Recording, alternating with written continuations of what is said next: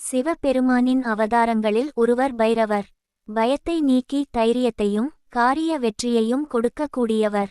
அஷ்டமியில் காலபைரவரை வணங்கினால் நம் கஷ்டங்களை எல்லாம் தீர்த்து வைப்பார். அனைத்து சிவாலயங்களிலும் பைரவருக்கு தனிச்சந்நிதி அமைந்திருக்கிறது. 64 பைரவர்கள் இருப்பதாக புராணங்கள் குறிப்பிட்டு கூறுகிறது. அதில் கால பைரவர் மிகவும் சக்தி வாய்ந்தவர் என்று சொல்லப்பட்டுள்ளது. பைரவ வழிபாட்டுக்கு அஷ்டமி திதி உரிய நாளாக போற்றப்படுகிறது. அதிலும் தேய்பிறை அஷ்டமியை கூடுதல் விசேஷமான நாளாகச் சொல்கின்றனர். தேய்பிறை அஷ்டமியில் அருகில் உள்ள சிவாலயத்துக்குச் சென்று பைரவருக்கு செவ்வரளி மாலை சாற்றி பைரவாஷ்டகம் பாராயணம் செய்து பைரவரை வழிபட்டால் தடைகள் எல்லாம் தகர்க்கப்படும். பைரவருக்கு மிளகு கலந்த சாதம் நைவேத்தியம் செய்வது ரொம்பவே விசேஷமானது.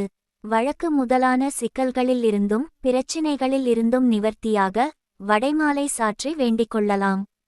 திருமணம் தடை நீங்க ஞாயிற்றுக்கிழமை மாலை வேளையில் அல்லது ராகு காலத்தில் ருத்திர அபிஷேகம் செய்து மிளகு வடை மாலை சாற்றி ஒரு பூசணி மிளகு தீபம் ஏற்றி அர்ச்சனை செய்து வழிபடலாம்.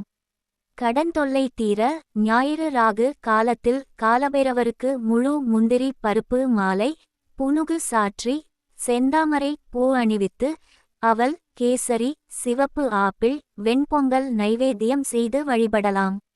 கண் சம்பந்தப்பட்ட நோய்கள் விலக திங்கட்கிழமை அல்லது சங்கடஹர சதுர்த்தியன்று பைரவருக்கு பன்னீர் அபிஷேகம் செய்து சந்தன காப்பிட்டு புனுகு பூசி நந்தியாவட்டை மலர் மாலை அணிவித்து வழிபடலாம்.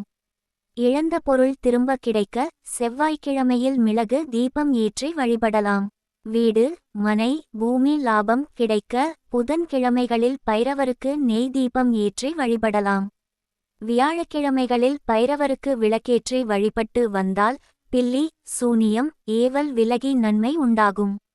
வெள்ளிக்கிழமை மாலையில் பைரவருக்கு வில்வ இலைகளாலும் வாசனை மலர்களாலும் சகஸ்ரநாம அர்ச்சனை செய்து வந்தால் வறுமை நீங்கி செல்வ பேறு கிட்டும்.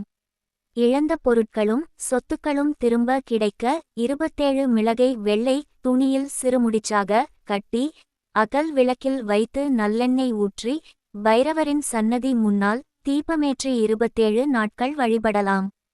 குழந்தை பேறு வேண்டுபவர்கள் 6 தேய்பிறை அஷ்டமி நாட்களில் சிவப்பு அரளி பூக்களால் பைரவருக்கு அர்ச்சனை செய்து ஏழை குழந்தைகளுக்கு அன்னதானம் வழங்கி வழிபட விரைவில் குழந்தை பேறு கிடைக்கும். சனீஸ்வரரின் குரு பைரவர் என்பதால் பைரவரை வணங்கினால் சனி பகவானால் உண்டாகும் இன்னல்கள் மற்றும் தோஷங்கள் யாவும் நீங்கும்.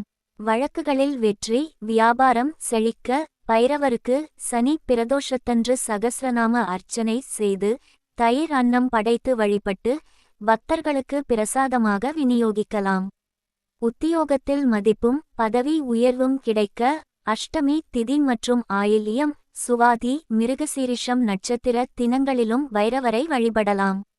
இலுப்பை எண்ணெய் விளக்கெண்ணெய் தேங்காய் எண்ணெய் நல்லெண்ணெய் பசு நெய் ஆகியவற்றை 5 மண் அகல் விளக்கில் தனித்தனி தீபமாக ஏற்றி வழிபட்டால் நினைத்த காரியம் நிறைவேறும்.